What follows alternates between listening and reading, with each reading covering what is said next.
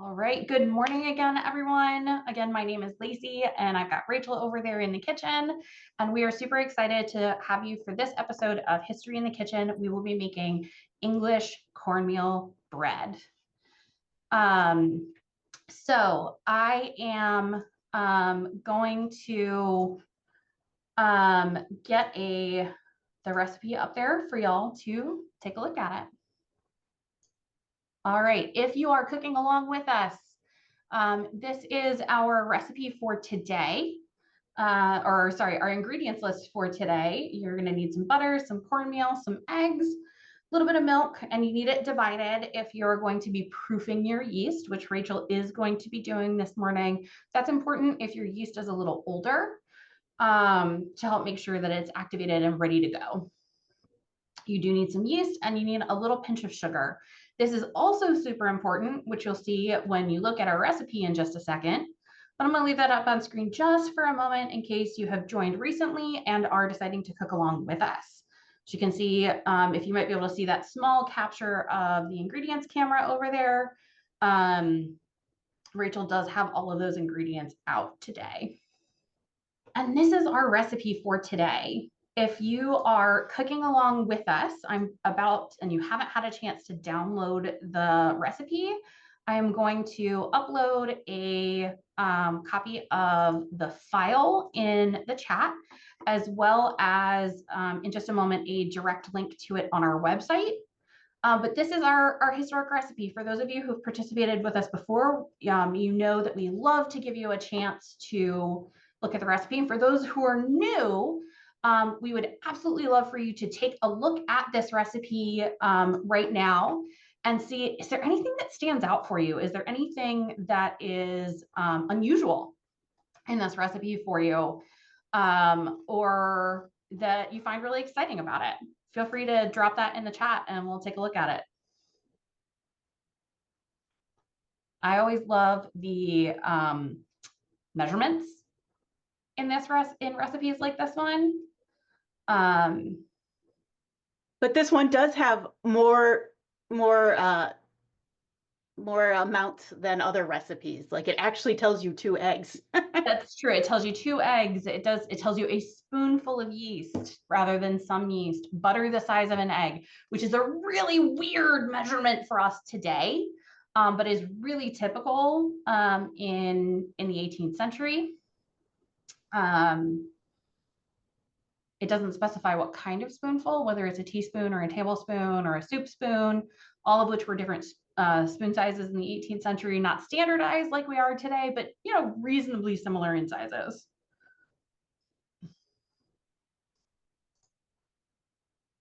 If you got any thoughts or comments on this, feel free to pop it in the chat. But I'm going to go ahead and take our screen share down and let Rachel get started on the actual cooking. So I'm going to do this slightly out of order. I'm going to proof my yeast first and then talk a little bit about yeast in the 18th century, just so that we can get the proofing started. So I just have a little bit of milk that's room temperature. I warmed it earlier. It's slightly warm. You just don't want it freezing cold. King Arthur Flour says that yeast is like people, and it likes to be warm and it likes to be fed, and it likes sugar. And one of the ways to know that your yeast is alive is to, in milk or water, just add a little bit of sugar so the yeast has something to eat. And then this is just 1 packet of active dry yeast. You can use rapid rise, doesn't matter. And I'm going to put that in here. And that sugar is particularly important when we're doing this cornmeal as well. You're pulling yourself off camera, Rachel, just a heads up. Oh, yep. There we go. Because flour has natural sugars that are easy for the yeast to break down that corn does not. And you may have noticed there is no wheat in this recipe. We chose this one particularly because it has no wheat. So we need to give the yeast something that it can digest fairly easily in order to be able to be successful today. I just stirred it in a little. It's never going to stir in perfectly. And I'm just going to let it sit here for a few minutes. And if it starts bubbling, we know that our yeast is good.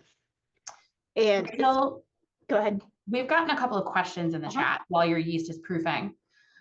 We have a question about what is new milk? Not sour milk.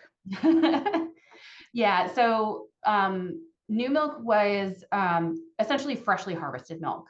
Milk in the 18th century was stored at whatever room temperature was. Cows produce more milk in the spring and summer than they do in the fall and winter. And new milk was much easier to get in those times of year, but milk that had been sitting did have a tendency, as Rachel has indicated, to sour, to head towards what we think of today as buttermilk. Where it's just gotten the enzymes and the healthy bacteria in the milk have just gotten a start on making things like cheese and yogurt and sour cream. And sour milk makes excellent. Anyone who's made buttermilk biscuits knows that sour milk has its uses too. But in this case, I'm guessing they want not sour milk because the sour milk might kill the yeast. You just want to do whatever you can to keep that yeast alive. Yeah, and we're already fighting a losing battle in that it's not a wheat-based recipe today. All right, continue, my dear. So I just wanted to talk a little bit about yeast because obviously in the 18th century, they didn't have this handy dandy package of Fleischmann's yeast that we all buy in the grocery store. They had a couple of options. They had the most common, as long as you lived near a brewery or a bakery, was to get something called, if you were near a bakery, you could just sort of buy some yeast from them.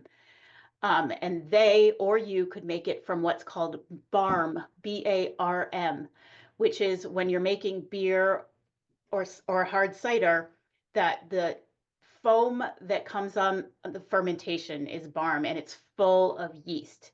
So if you take that and again, you give it a little sugar and you give it a nice warm place to sit, will start bubbling just like yeast. It has a slightly, you can imagine it's slightly, it'll either taste a little bit like apples or a little bit like beer.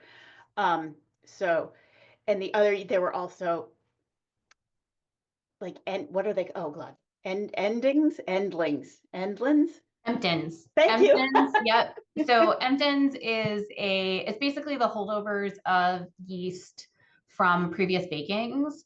And essentially it's what we would today call sourdough. So almost all yeast-based products in the 18th century had a sourdough-like flavor just because of the way that they were procuring and utilizing yeast. It wasn't dry yeast. It was some form of damp, more active yeast, and took a slower, longer time to rise. We chose not to use a kind of sourdough today, in part because we wanted to be able to enjoy this today. And also, it's not gluten-free. And as those of you who have participated in programs like this one in the past know, I am gluten-free and I'd like to be able to eat some of this today. When my son and I tested this, you can make a sort of a barm substitute, which is you take a very yeasty beer and you add sourdough starter to it and you let it get warm and bubbly, and it imitates barm. And honestly, it maybe was slightly more complex in flavor because of the beer, but it pretty much tasted exactly the same because there's so much cornmeal in this recipe that overwhelms any other flavor. Before you get too much further, Rachel, Yep. You need to preheat your oven. Don't forget. I did. And okay, perfect. We're doing our steps a little out of order so that we can fit our cooking into today's program. So Rachel has actually already made a batch of this morning that is currently rising while she is making this for you on screen. And so she is already preheating her oven, which you'll see in the recipe that you've got is a little bit later. That looks beautiful. I don't know if y'all can see that on camera. I'll make it a little bit bigger for you.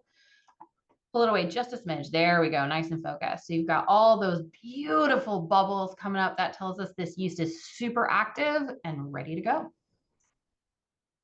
So don't forget, yeah, just like your yeast is alive, so it wants to be warm and fed, and it usually is happy. And even if it's old, sometimes if you give it sugar and you make it warm, it'll come back to life. It'll come back to life, yeah. So then, now that is doing its thing, I'm going to move it out of the way.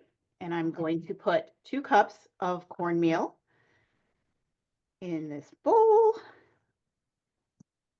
And this is my favorite part because, you know, when you make biscuits and you have to put the cold butter into the flour and it's always super, I don't know, I always find it very difficult. This is soft butter, which means it's really easy to get in there.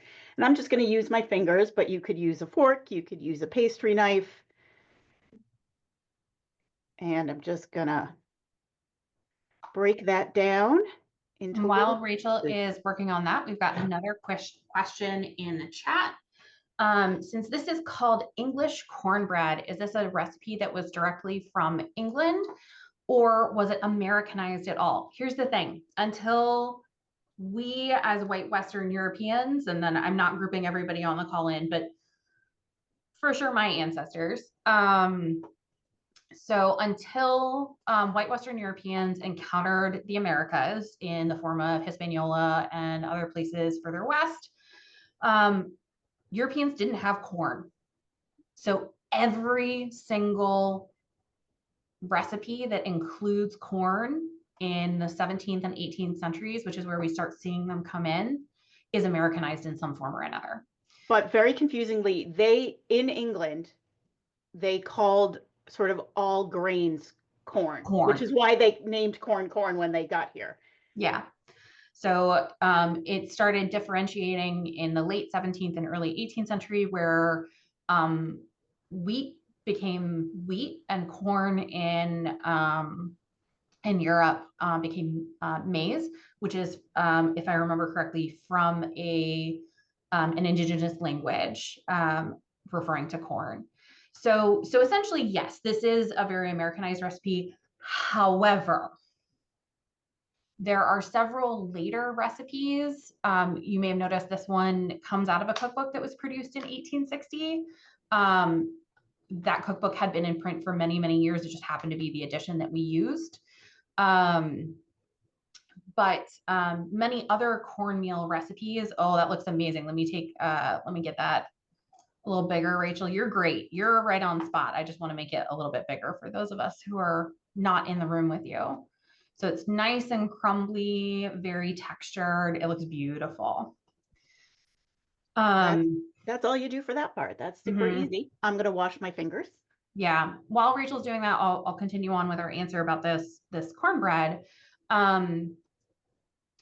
While the recipe uses cornmeal, the way that it is structured and the way that it is being utilized is very European. It is this whole recipe is like somebody took the yeast out, took the wheat out and put corn in. There are many other recipes from the 18th century that are much more American in a sense that they use corn in a way that brings out the best textures and the best qualities of corn that this recipe does not. And that was part of the reason why we wanted to use this one, because it's kind of weird. It works, but it is definitely not the best use for corn. And so the other thing is that if any of you have made bread, you know that bread it's a solid form. I'm trying to explain this, is very difficult for me, so hang in there with me. And that the yeast inside, the yeast has some place to let out its little gas, which is what is making those bubbles. But if I just put yeast in this, it doesn't have any place to be encapsulated, which is, this recipe ends up being very wet because you need some place for the yeast to go sit that isn't in a dry spot. So at this point, you just sort of, the recipe does not call for salt, but you can never go wrong with a little salt, which I just added. And then we're just going to add eggs. And I'm going to beat those in here. And if you're cooking this at home with kiddos, you may have noticed this is actually a great recipe for kiddos to participate with you at home. They will love getting their fingers in the butter, or if you use a pastry blender, they'll love operating with that as well. When we get to the dipping, that's all great. That's Rachel's milk that she's holding up right there. So we have a 1/4 cup of milk, Half Do cup you milk. think we, Half cup of milk. half cup, sorry. That's okay. We did forget to mention that we did proof our yeast in milk rather than water. You can do it in either. But our yeast is in milk. Ooh, it's like, It is so thick. I see that. it's so thick. That is amazing. That is super happy yeast. That is exactly what you want. And that thickness is actually closer to what Barm or the sourdough starter that people were using in the 18th century might have looked like. Gonna add that in. It's so happy. It's making me happy. I don't want to lose any. So in the 18th century kitchen, I always say the one tool that I miss more than any other is the silicone Spatula, man. Silicone spatula.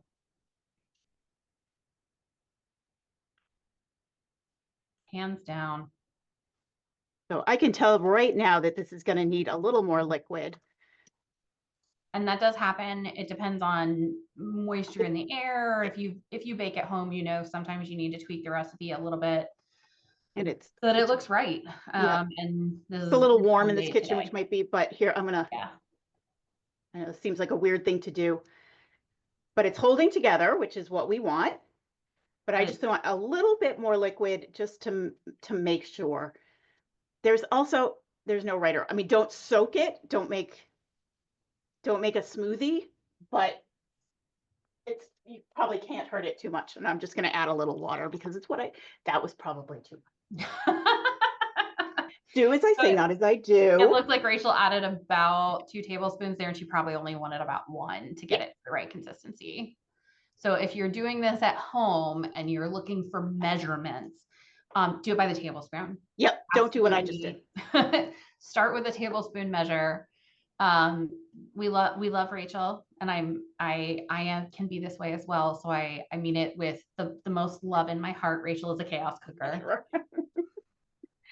So I'm gonna beautiful. be really quiet for a second and see if we can actually, I might have to move it more near the other laptop because you can almost hear when it's the right.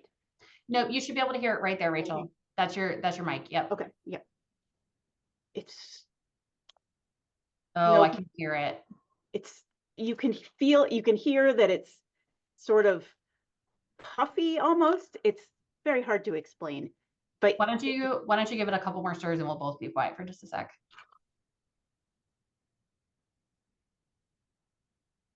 Yeah, I can just barely hear it. It's just a little, it's really thick. It's got that kind of gloopy texture almost. And that's when this one's right. So and then that's all that was.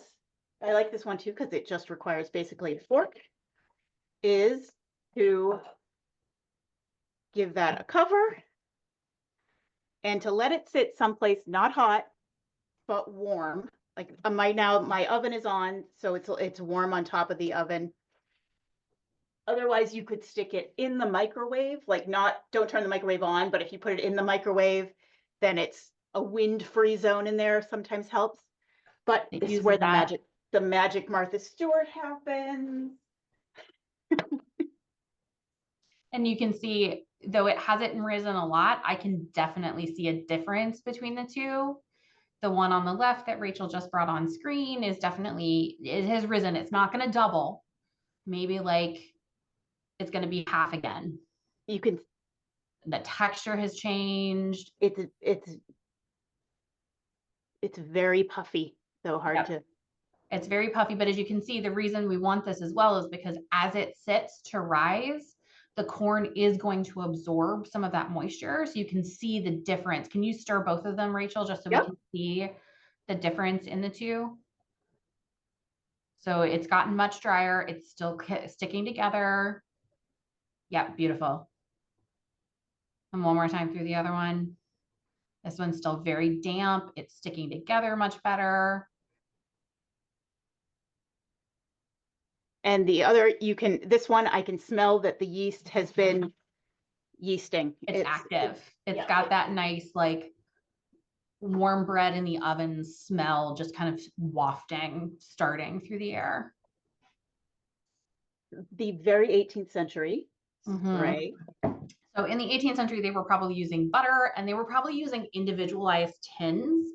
You may have noticed in the recipe, it called for little pans, and they had little metal and sometimes ceramic pots and tins that they used to do baking like this. There are lots of recipes. It kind of surprised me when I first started looking at things like this, how many recipes called for small baking tins like this. But obviously we are using my modern muffin tin to bake this recipe today. You can make it as a in an 8x8 pan. Mm-hmm. We love the muffin. Wondering if I should bring this to our potluck next week, Rachel. The staff here at Gunston are doing a potluck one day. This one would be kind of easy. It's weird. It doesn't last super long. Right. But That's the other thing is it's just one of like Irish spoon bread or that sort of thing. It's excellent the first 5 hours, and then it starts to get more and more like a rock. I put it in the toaster oven the day after the last time we made this. And I also tried it in the microwave with a paper towel, and I liked best putting it in the microwave with a paper towel and then putting it in the toaster oven. That produced the best texture, in my opinion. You can tell I'm being super scientific about how much batter I add in these.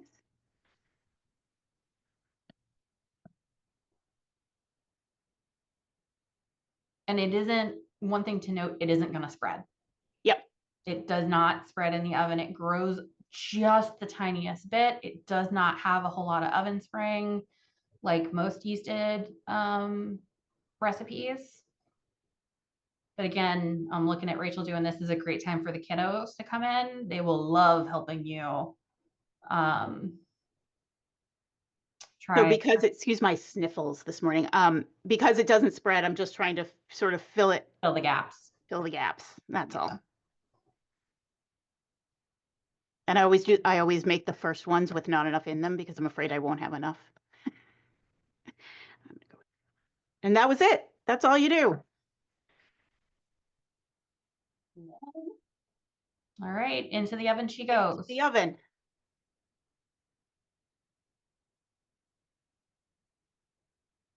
Set a timer. And now we are on our hurry up and wait portion of our program. So I am going to pause the recording in just a second so that anybody who wants to can ask a question verbally. This does take about 25 to 30 minutes to bake. So we may not quite get them out of the oven in our official time period because we've got about 15 minutes left in our session. But we will hang out until they are done baking so that y'all can see the final version. If you need to leave, they will be in the recording, which we will of course post once we get it edited and set up on our website. So I'm just gonna pause that recording. Okay, so our question is, would this dish traditionally have been cooked over an open fire or did they have ovens? And the answer is yes and yes. Somebody who was a tenant farmer may or may not have had what we think of as an oven in their kitchen space. But they almost certainly had at least a Dutch oven. That's what we would call them today. And that term was starting to come into use in the 18th century in places in Virginia. But they probably called it a bake kettle. And with either of those two names, you can see what the purpose of those are. And that's what we use at Gunston Hall today. Rachel is very familiar with our Dutch ovens and baking in our Dutch ovens. Lacey and I want an oven so badly. I say we're going to sneak in here in the middle of the night. Yeah, an external one.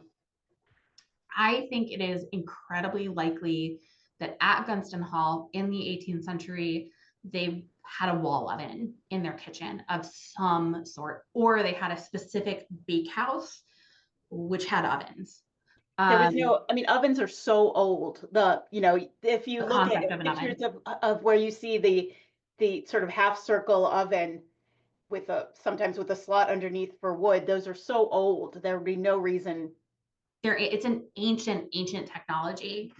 And there would, based on the size of the house, the fact that they have an external kitchen, I see no reason why the Masons would not have had one.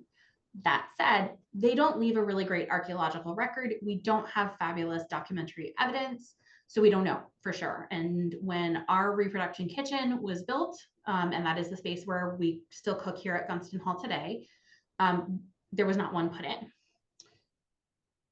So ovens, that ancient technology of ovens was heated by open fire. And these kind of dome-shaped interior ovens, like, so if it's in a wall, it just looks like it's sitting in the wall, but the interior is domed.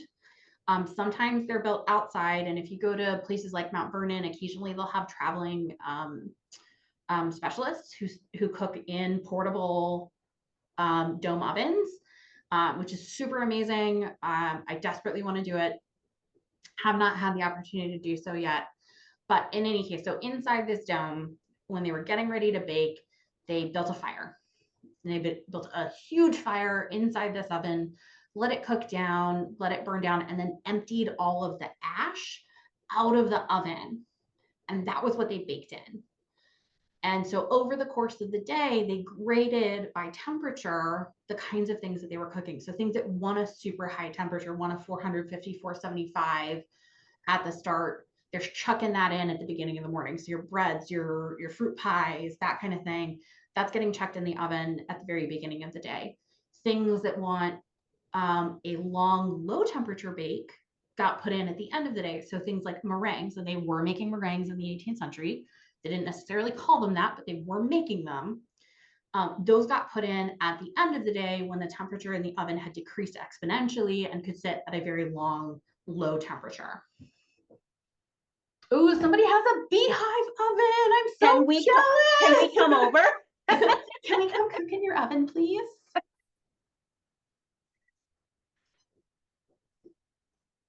I saw that one pop up. Yeah, we're very jealous. Absolutely very jealous.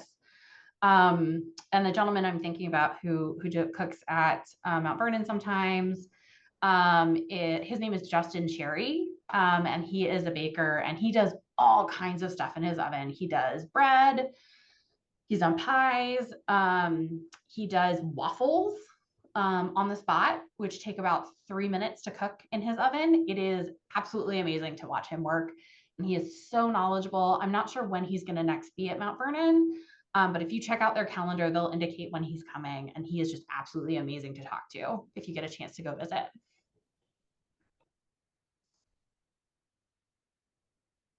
I'm so jealous. I'm not going to be able to let it go. I'm so jealous of that oven. I have 10 minutes left on my timer. Yeah. We could build ourselves a mud oven. We could. There are plans out there to make an appropriate style oven. They can be portable, or they can be, what's the word I want, Rachel? Stationary. Thank you. They can be portable, or they can be stationary. It's just not something that has been a priority for us here at Gunston. And we get along with what we do. We've done, goodness, all kinds of different pies, cakes. I haven't yet done cookies in the ovens that we have here at Gunston. We use bake kettles. Like things like puff pastry would be difficult in a Dutch oven because you can't see it's harder to control the temperature. What's going on. And the lids are so heavy, to be checking on it would be. We have done some, just not. Yes, somebody agrees with us. Puff pastry is challenging. Yeah. And it doesn't help with the Dutch ovens either, that they get reflected heat from the fireplace.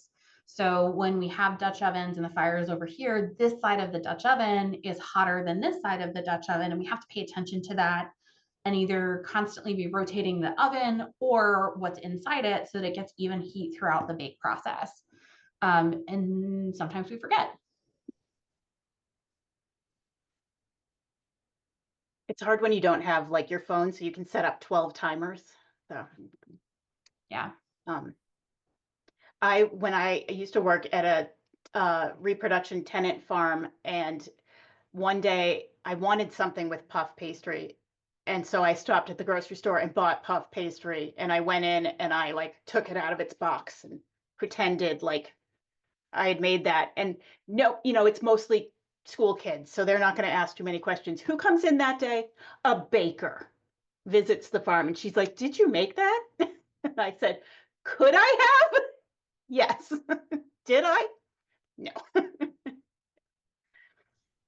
Yeah, we have absolutely cooked some of the cookies and other things, which are much more accessible for talking about food accessibility. Cookies, some of the cakes, those kinds of things are more accessible at what we call the gentry level of society, the Masons. And we have absolutely done those. But as you can tell, we also have we have modern kitchens here at Gunston. And one of them includes a set of double ovens, and that's usually where we bake those kinds of I things. cannot imagine making meringues in a non-modern oven. Like the amount of practice that must have taken. Mhm. We mess it up even in the modern oven Yeah. sometimes. Have done. Will do again, probably. Which is tragic because then we need to eat the ugly ones. This is If starting to, I can start. you can smell the yeast cooking. Yep. Yeah. So if you bake at home, you know that smell when you can just start to smell the yeast cooking, which is sad because it does mean that our happy, healthy bacteria is dying, but it's a good smell. It tells us we're going to have something to eat that's tasty super soon. Oh, the other thing I once made, so sometimes I like to experiment in the kitchen, even if I'm never really going to use it, just to see, will that work? And there were stories around a little older than this about people, you take hops, which you would have been growing to make beer, and you boil the hops with potatoes. Mm-hmm. And then you, if you had barm, you would add a little barm just to give it a little start, but you would just sort of leave it out and see what yeast you captured. And it did work. Yeah, there are several cookbooks that have recipes for sometimes it's called Emptons, sometimes it's called Risings. I think in Hannah Glass, which is a cookbook that we use all the time, I think she calls it Risings, and she has a recipe to boil hops and potatoes and then to capture the wild yeast. Which That always depends on whether your wild yeast is tasty or not, because some wild yeast is not. not.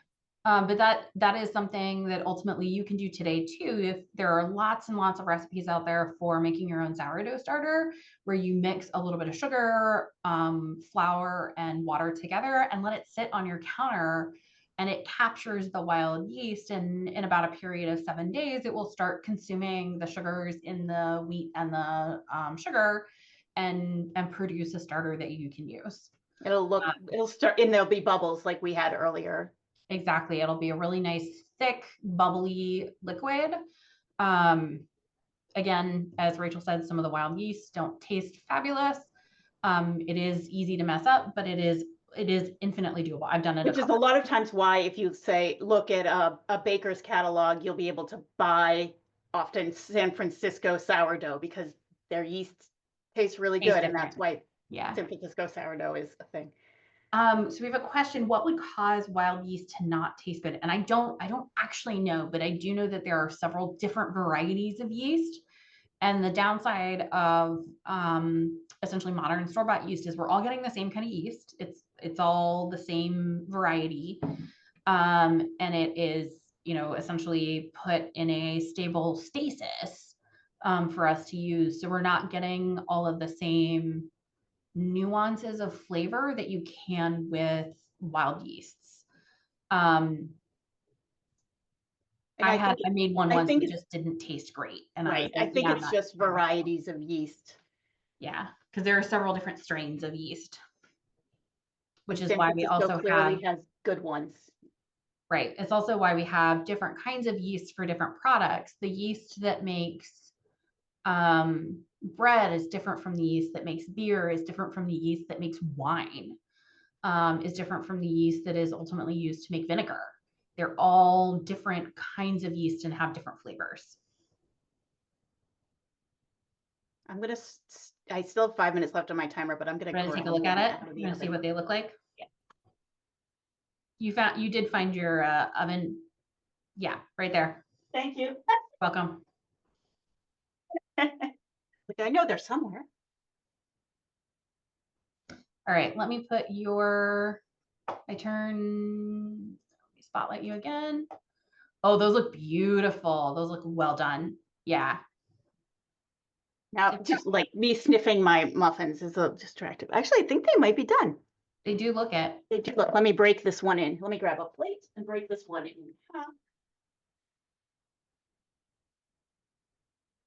What size plate do we want? We want a small one.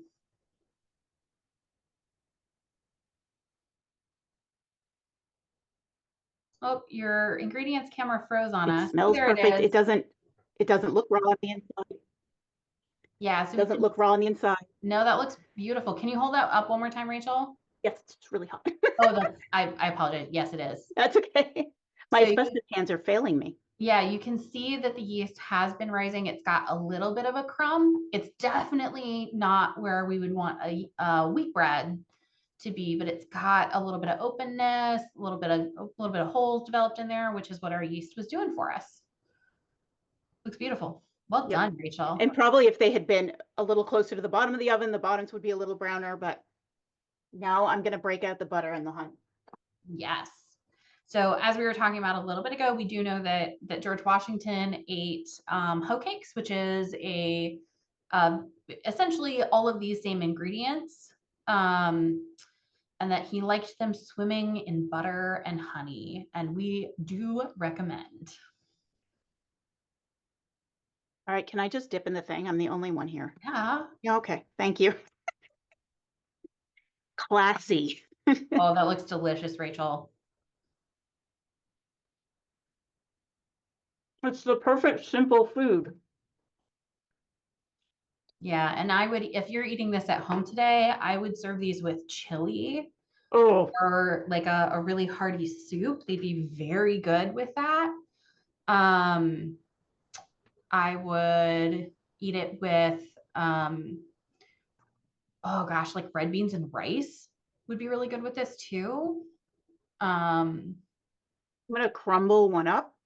So you can see it's much more crumbly than, say, a corn muffin that you're gonna make from a mix that has And wheat because you flour. have that addition of wheat flour. But it's really corny, which you often lose the corn because you added so much wheat flour. So Absolutely. That looks beautiful. I'm just gonna sit here and dip it in the honey. You go for it. Gunston Hall is closed for the winter, so Lacey and I are alone in this building. We are the only folks here today. So we are closed to the public until through the 17th. We open back up on the 18th of January for visitors.